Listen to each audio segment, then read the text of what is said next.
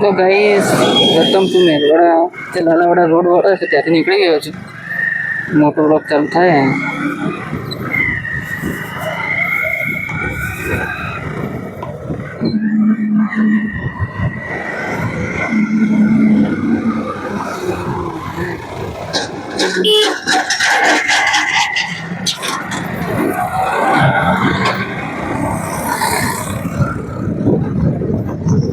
તો ગાઈસ આ મેરવાડા રોડ ઉપર જે જૂનો પુલ હતો એ પાડી દેવામાં આવ્યો છે અને હાલ નવો બને છે, જોઈ શકો છો.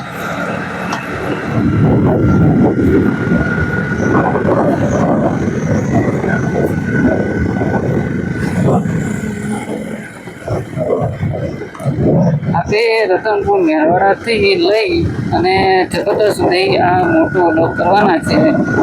તો બન્યા રહેજો મિત્રો, આપણી અંદર શું શું જોવા મળે છે અંદર.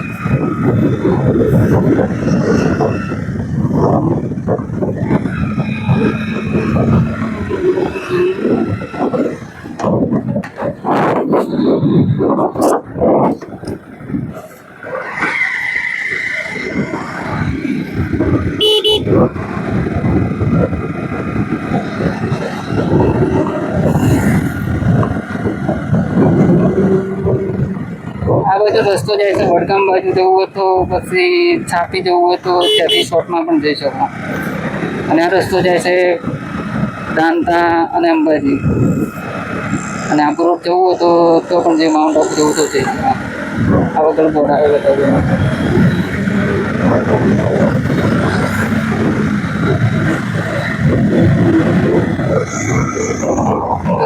બોર્ડ આવી છે એમાં લખ્યું છે પહેલું તો જરૂર આપશે 10 કિલોમીટરનો અને અંબાજી થાય અહીંયાથી 51.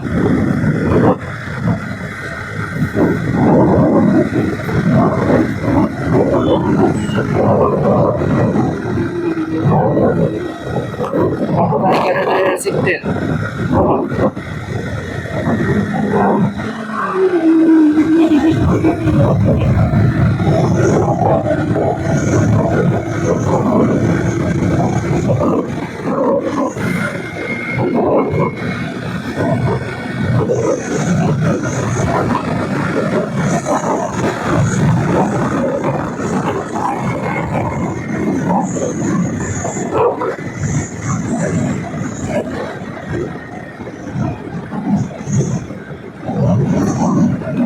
કોઈક દિવસ અંબાજી જો તો તમે આ રસ્તા પર જઈને નીકળશો. બહુ સરસ આગળ બનાવેલો છે.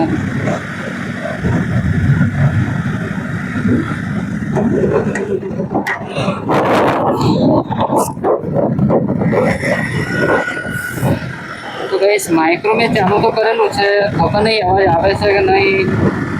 કમેન્ટ કરજો કે અવાજ સારો છે કે મારો બાંધેલો છે.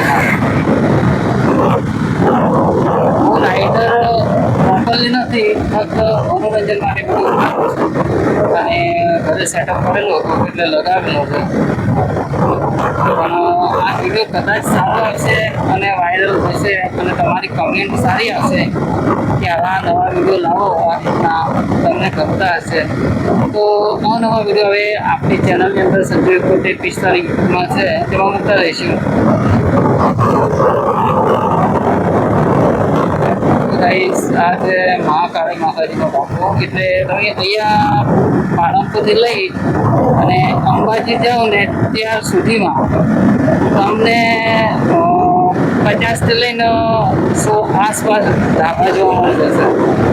એટલે કદાચ તમે રાત્રિના ટાઈમે નીકળો ને તો પણ તમને જમવાની તકલીફ પડે એવું નથી. નાના મોટા રસ્તાઓ જેવું હોય છે.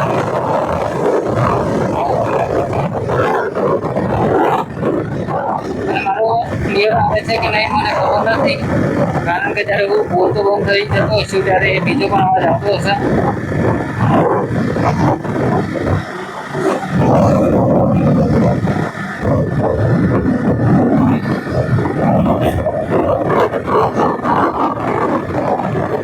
મારી જોડે સ્પ્લેન્ડર બાઇક છે, ના કોઈ ઊંચી ક્વોલિટીનું જૂનું છે અને મોબાઈલ પણ જૂનો છે વિવોનો. બસ એક શોખ છે. બ્લોગર તો ઓલરેડી છું જ, કારણ કે નાની એક ચેનલ તો મોનેટાઇઝેશન થયેલી બંધ થઈ ગઈ છે અને આ એક બીજી ચેનલ હતી સ્ટાર્ટ કરેલી છે અને એમાં શું થાય તો ખબર નહીં, પણ કદાચ પ્રોપર એટલું થવાનું નહીં.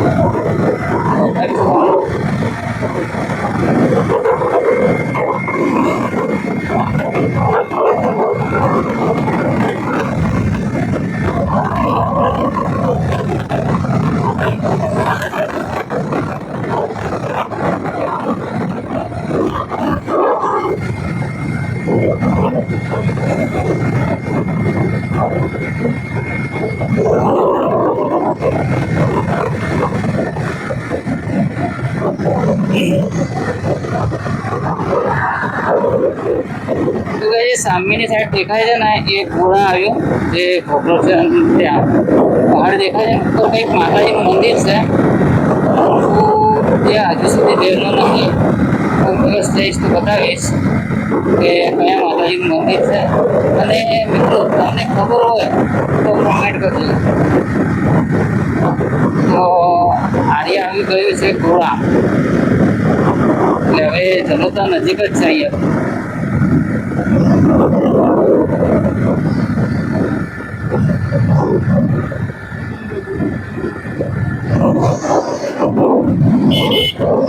અહીંયા કેવું હોય ખબર છે કે ચોકડી પડતી હોય ને ત્યાં બહુ ધ્યાનપૂર્વક ચાલવું પડે છે, કારણ કે અહીંયાના લોકો કેવા છે ખબર છે,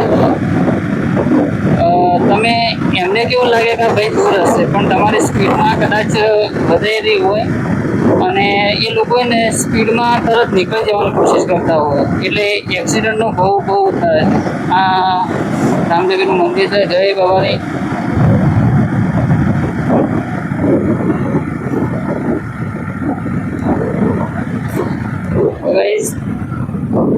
મારી આગળ એક એક્ટિવા જાય છે, એની ઉપર કપડાં છે કે તમે જોઈ શકો છો કે ભાઈ કેટલી દિવસની મજૂરી કરતો હશે. બોલો, આપણી જોડે એક થેલી સાઈડમાં લટકાડેલી હોય ને તો આપણે શું કહેતા હોય કે ભાઈ કામ થાય છે, નામ થાય છે. તો આ ભાઈ જો કે એક દુકાનનો અડધો સામાન લઈ અને ફેરિયાની માફક ગામડે ગામ ફરવાનું, પ્લસ ફરતા હોય તો લોકો એમને જોડેથી લે ના લે, પેટ્રોલ જાય એ અલગ, તો બીજું બીજાને ઘેર જાય તો પણ કંઈ નહીં, તમને પસંદ આવે તો ખરીદી કરી લઈએ આ લોકો જોડેથી, કારણ કે એમનું પણ રોજીરોટી ચાલે. આ પણ નાખી દો દેશી જય ગોગા દવા.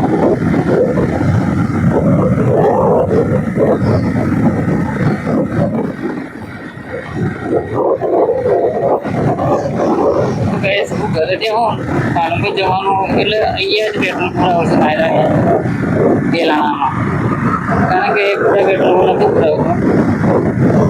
પુરાવવું પડે.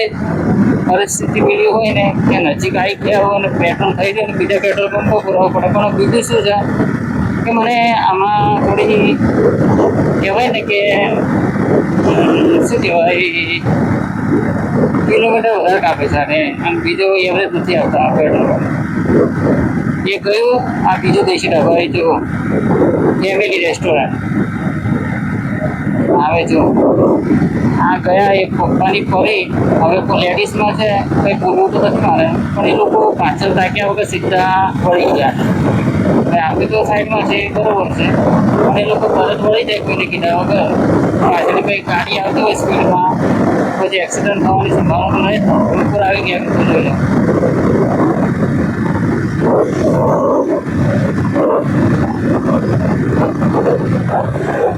હા, એ ધાણી ઢાબા છે ને એ બહુ પ્રખ્યાત છે. અમે ફ્રેન્ડો ભેગા થઈને નાઇટના ટાઈમે આવી ગયા પણ આવીએ છીએ કોઈ દિવસ, બહુ સરસ જમવાનું બનાવ.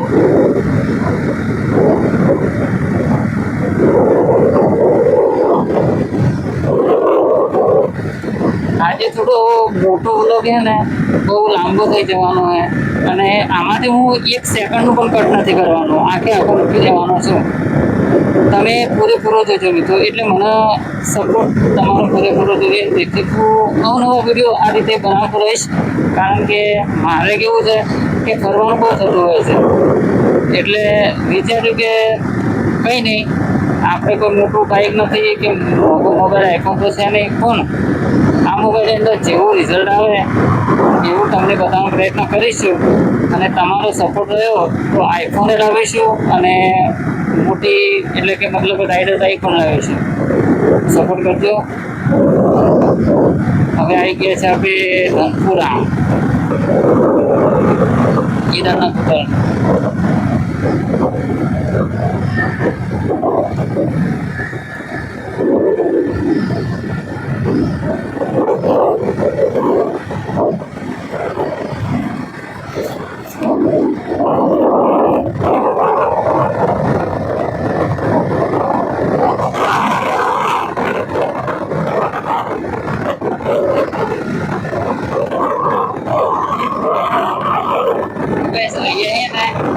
સુરતથી લઈને તમે બધા જ મગફળી લઈને આવો ને રામદેવ તેલ એ કાઢી આવે છે, એમાંથી તમને શુદ્ધ મળે એમ. તમે જે ફેંકવાનું તેલ ખરીદી લાવો છો એના કરતાં તમારે મગફળીની એ પૂરી લઈ દેવાની અને અહીંયા આવો ને એટલે તમને શુદ્ધ તેલ કાઢીને આપે. એમાં કોઈ પણ જાતની ભેળસેળ કર્યા વગર. કરવું જરૂર છે મિત્રો. આપણું સ્વાસ્થ્ય જાળવવું હોય ને અને બહારનું ખાવાનું ઓછું રાખીએ, બને તો ઓછું ખાવું. કારણ કે હાલમાં ટોટલી એક ચાલુ હોય છે અને કેવું હોય તમે ગોટા છે કોઈ પણ ખાતા હોય ગોટા બી તરતા હોય, જલેબી તરતા હોય, કોઈ છોલે કહેવાય તો ના પણ એવું હોય છે છેદરી. તો ફાઇનલી ગાઈસ આપણે આવી ગયા છે જલોત્રા. વળવાનું નથી સીધે સીધા, પણ હવે આગળ જઈ અને હું મોબાઈલ નીકાળું છું અને તમને બતાવું છું.